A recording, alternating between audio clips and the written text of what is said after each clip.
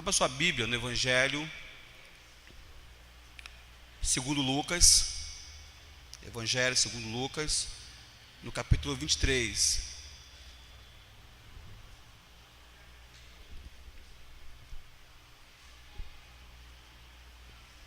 Há um mistério aqui, né? Há um mistério nesse meizinho aqui, né? Aqui, ó. Tem um montinho aqui assim, outro montinho aqui e um buraquinho aqui, ó. Ou será que está ocupado por anjo, eu não sei, né? Está ocupado por anjo. Eu vou repetir. Evangelho do Senhor Jesus, segundo Lucas, capítulo 23.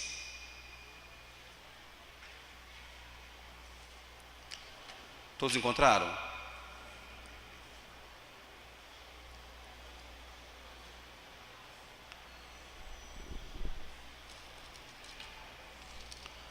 O verso 26 fala o seguinte: enquanto o levavam, agarraram Simão de Cirene, que estava chegando do campo, e lhe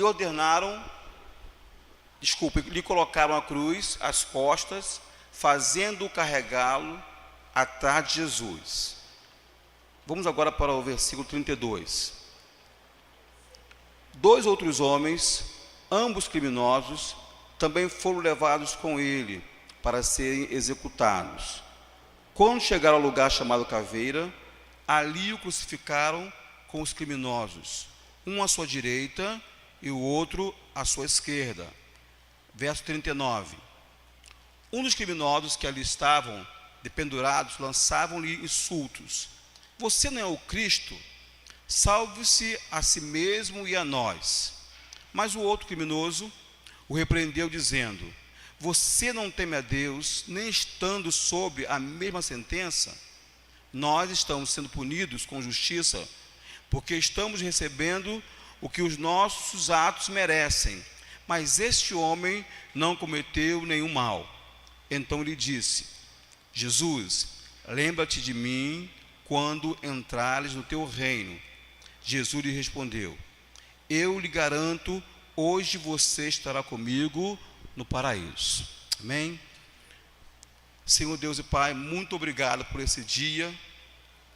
Muito obrigado, Pai, por esse tempo especial da palavra. Muito obrigado pelos meus amados irmãos que estão aqui. A sua palavra, Pai, já é abençoada, Senhor Deus. Mas eu quero te pedir que os nossos ouvidos espirituais possam estar atentos à sua voz. E o nosso coração, Pai, disponível para guardar a sua palavra, Senhor. Que eu, Cláudio, não venha atrapalhar aquilo que o Senhor quer fazer nesse lugar. Que o seu Espírito Santo fique à vontade aqui. É o que nós te pedimos, em nome de Jesus. Nesse texto que nós lemos agora aqui, ele cumpre, na verdade, uma profecia lá de Isaías, que diz que Jesus ele seria crucificado ao lado de dois malfeitores. Os dois ladrões, na verdade, que estavam ali, eles eram o extremo oposto daquilo que Jesus, na verdade, ele era, bom e santo. Ali estavam dois ladrões, eram dois homens que roubavam pessoas para se enriquecer, eles queriam levar vantagem em tudo. Ao contrário deles, Jesus, ele se fez homem entre nós, se fez pobre entre nós e se doou para nós. Ali havia dois homens que eram malfeitores, eram homens que tinham prazer em fazer o mal, gostavam disso. Aí no meio, em contrapartida, estava Jesus, né? Que sempre fez o bem e sempre pregou a bondade, nos ensinou a fazer a bondade para o próximo. Aqueles dois homens que estavam ali, eles eram transgressores, não tinham nenhum respeito, não se incomodavam nem um pouco com as leis de Deus e nem tão pouco com a lei dos homens. Enquanto Jesus, que estava ali também, foi o homem que cumpriu toda a lei de Deus, um homem que respeitou as leis dos homens. Eu queria que nós, nesse ponto inicial, nos mirássemos nesses dois homens, dois ladrões, que eu vejo como o perfil da humanidade, o perfil dos homens de hoje, né? Um deles, associando-se aos malfeitores, né, ao pensamento daqueles que buscavam Jesus, começaram a zombar do Senhor e confrontando a filiação, confrontando a divindade de Jesus. No verso 39 ele fala assim: você não é o Cristo? Duvidando dele. Se realmente você é o Cristo, salva-se a si mesmo e a mim. Se você realmente é o Cristo, você não fala que você é aquele que veio para morrer pelos pecadores, morrer pelos perdidos? Então faça alguma coisa por você e por mim. Não era a palavra de uma pessoa. Obrigado, Luiz. Ei. Não era a palavra de uma pessoa arrependida. Esse ladrão aqui, ele é o perfil do homem que quer Jesus apenas pelos seus interesses próprios. É o perfil do homem que quer Jesus apenas para solucionar os seus problemas. Mas Jesus não veio para isso. Ele não veio para resolver, ele não faz tudo, que veio para resolver os nossos pequenos problemas. Ele veio para salvar a nossa alma. Essa é a missão de Jesus. Então a gente tem que entender uma coisa: quando Deus criou o homem, Deus tinha um propósito inicial com isso. Deus queria ter comunhão com o homem.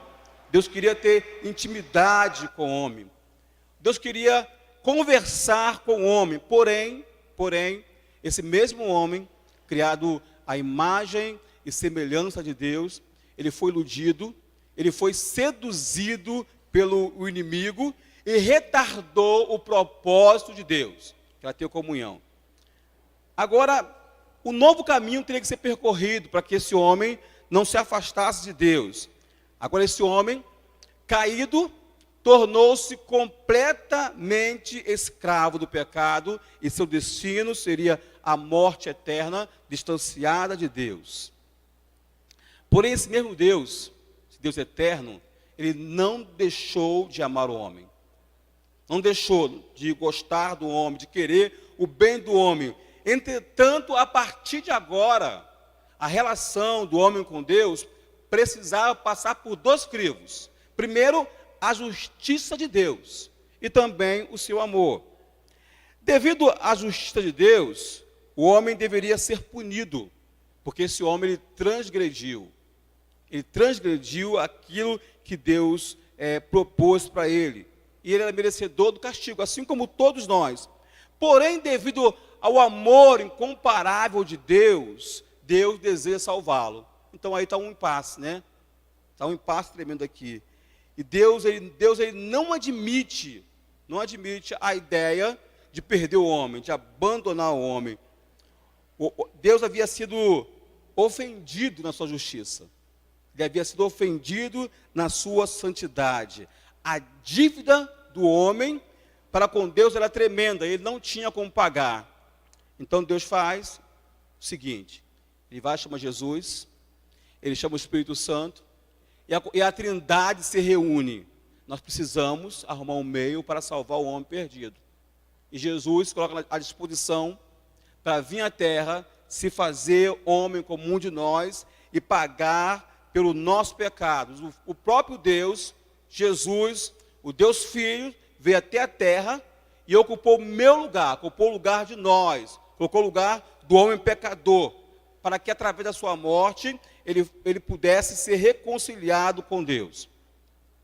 É claro, amados, que a Bíblia me relata que Jesus, em sua caminhada aqui na terra, ele resolveu vários problemas da humanidade. Até hoje ele continua resolvendo. Esse Jesus que nós pregamos, ele curou, ele cura enfermos. Ele foi o homem que ele continua ainda redefinindo a vida de pessoas atormentadas e perdidas. Ele continua ainda hoje reestruturando famílias que estão totalmente destruídas. Mas nós não podemos esquecer que a sua missão principal sempre foi redimir o homem pecador e aproximá-lo ele de Deus. Não posso esquecer disso. Amados, a nossa passagem aqui na terra, ela é muito curta. Muito curta. Eu pretendo viver até 90 anos, lúcido, pretendo, mas eu não sei como vai ser. Você não sabe como vai ser daqui a um segundo, não temos a noção disso. Então, de que adianta? De que adianta todos os meus problemas terrenos, eles serem solucionados da maneira que eu quero, mas a minha alma caminhar para a condenação eterna? Não adianta de nada. E esse ladrão, esse primeiro ladrão que eu mencionei aqui, ele é o perfil de pessoas que querem a Deus somente por aquilo que Ele pode dar. O ladrão queria apenas se livrar da morte. Homens assim, eles começam a barganhar com Deus. Há uma barganha, na sua fala, na sua oração, tem uma barganha. Se tu fores realmente o Cristo, resolva todos os meus problemas. Aí depois disso, eu vou pensar se realmente eu vou te seguir. Se você realmente for Deus, resolva, faça a minha vontade. Faça aquilo que eu quero, de acordo, igualzinho com aquilo que eu quero. No dia, no mês, no ano e na hora exata. Se realmente Deus existe, Ele vai fazer isso, porque Ele promete, vai fazer minha vontade. O ladrão, ele havia sido pego em delito,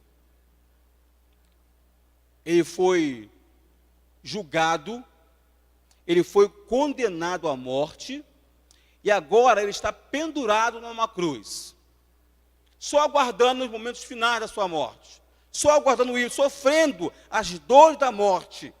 Era quase impossível aquele homem sair dali, mas mesmo assim, ele tendo o Filho de Deus, o próprio Deus ao seu lado, mesmo assim, ele continua com o coração endurecido, incrédulo, blasfemando e zombando de Deus. Triste, esse perfil de homem. Em contrapartida, a gente vê do outro lado, o outro ladrão, que também cometeu delitos terríveis.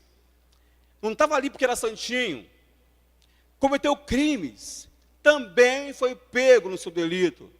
Também ele foi julgado. Também foi condenado. Ele estava ali também aguardando a sua morte. A diferença é que aquele homem, quando ele vê Jesus, quando ele vê o Filho de Deus, que estava ali inocente, ele toma a consciência dos seus erros. Ele entende que ele é um homem pecador, merecedor da misericórdia de Deus. E ele se quebranta, e ele se arrepende e reconhece a divindade messiânica de Jesus. Ele reconhece isso, né? Ele fala assim: Jesus, lembra-te de mim quando entrares no teu reino. Ninguém fala isso sem reconhecer que Jesus é o Cristo. Esse homem, ele teme a Deus. Há um temor naquele homem. Pecador, sim, mas há um temor a ponto de confrontar um amigo dele. Ele tem um confronto ali, ele fala: você não teme a Deus, mesmo nós estando na mesma sentença que ele? Ele confronta ali, né? Eu não sei como, não sabemos como, a Bíblia não dá indício sobre isso, mas tudo me leva a crer que esse homem ele já havia ouvido falar de Jesus. Em algum momento ele ouviu falar sobre esse homem Jesus. Tanto é que ele afirma que ali estava um homem que não havia cometido mal algum. Um homem puro, um homem limpo, um homem sem pecado. Ele também tinha consciência de que a morte física para ele, como pecador, pelos seus delitos, era inevitável. Mas ele sabia que ao lado dele estava aquele que poderia garantir para ele a vida eterna.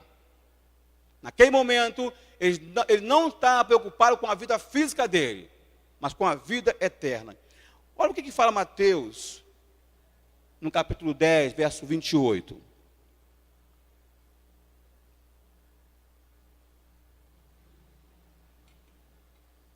Mateus 10, 28 fala o seguinte: não tenha medo dos que matam o corpo, mas não podem matar a alma. Antes, tenham medo daquele que pode destruir tanto a alma como o corpo no inferno.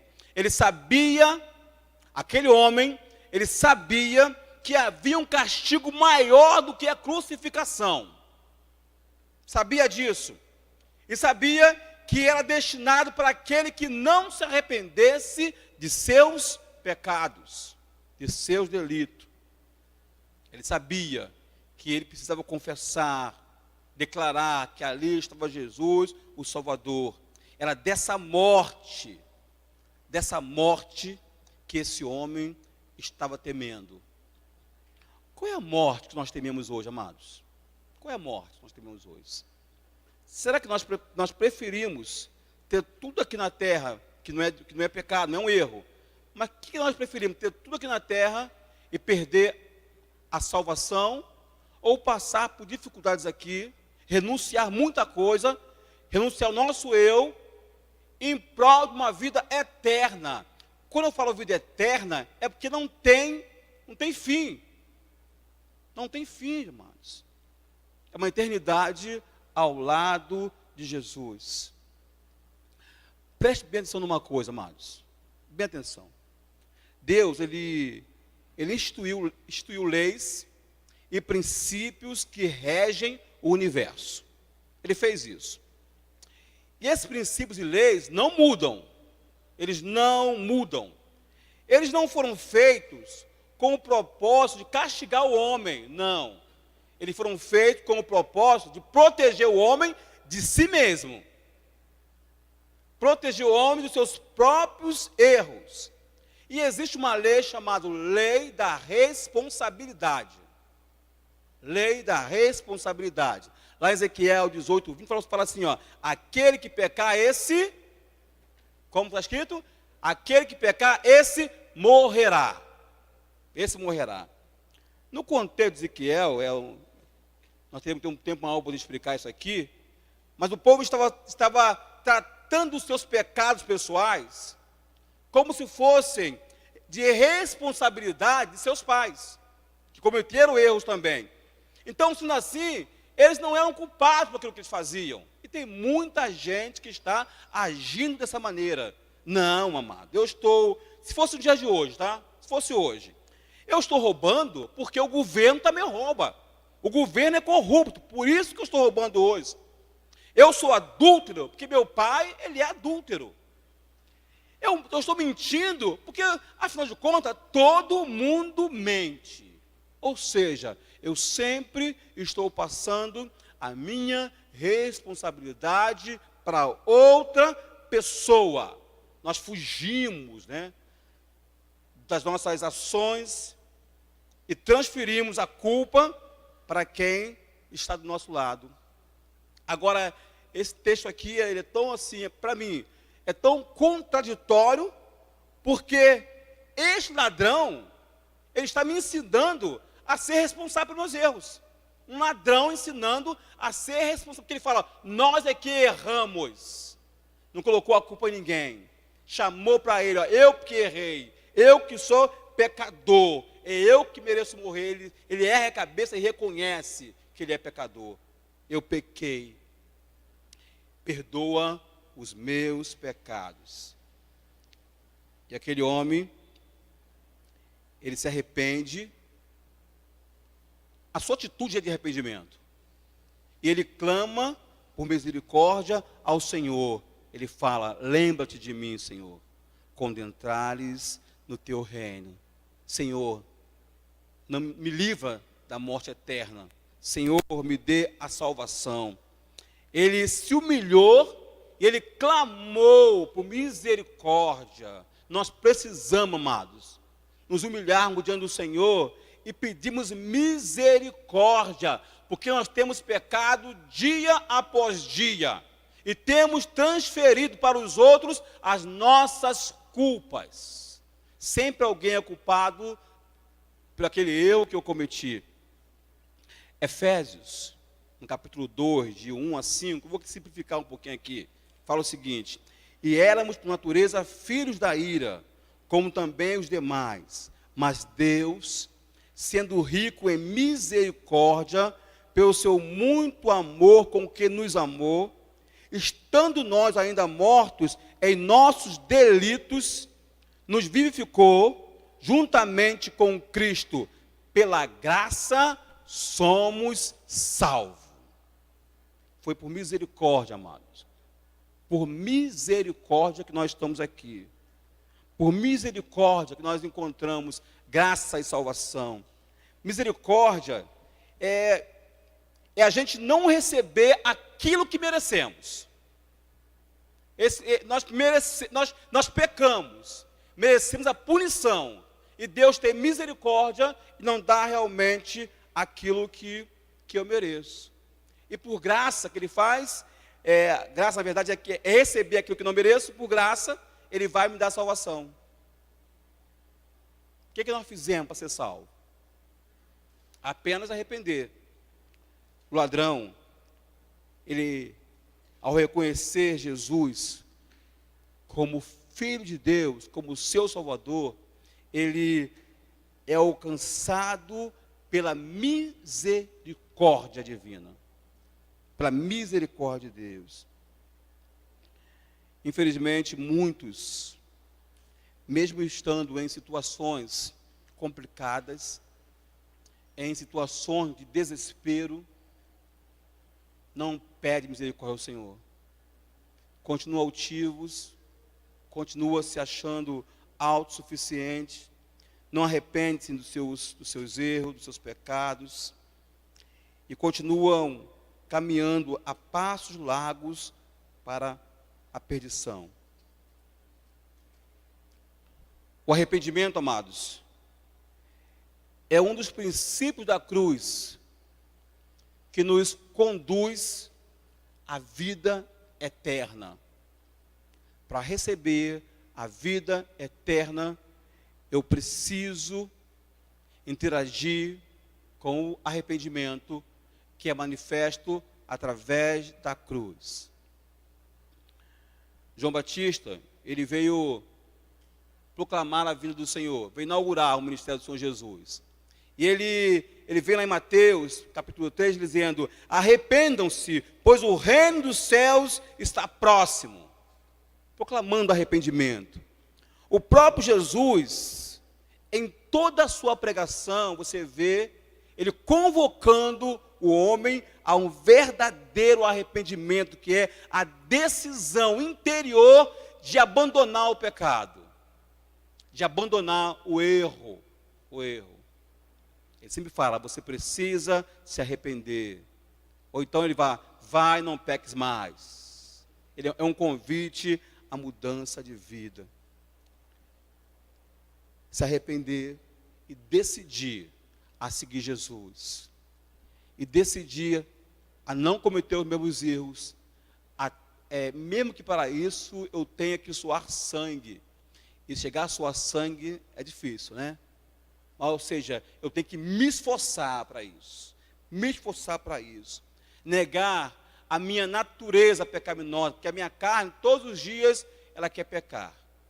Todos os dias, ela quer fazer aquilo que é contrário à vontade de Deus. A minha carne, ela quer todos os dias me afastar do propósito eterno de Deus para a minha vida.